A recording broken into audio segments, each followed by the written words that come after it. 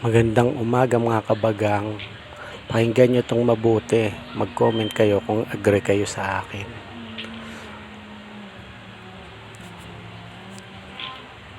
Sabi ng iba, dito sa Pilipinas, sa kalsada mo raw makikita ang mga buwaya.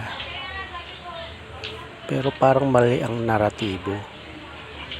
Yung mga nakikita nila sa kalsada, mga bayawak lang siguro. Kasi ang tunay ng mga buwaya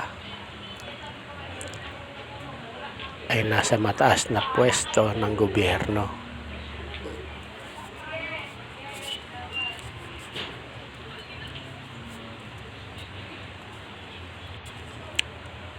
May mga uri ng buwaya na talaga namang talamak sa pagnanakaw.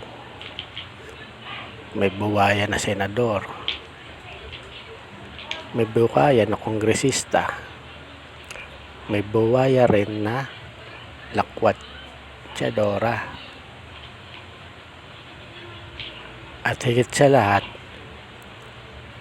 may buwaya na superstar. Biruin mo yun, buwaya ka tapos naka-luxury car ka, di ba? Superstar ka talaga. At meron din buwaya na nakakulong.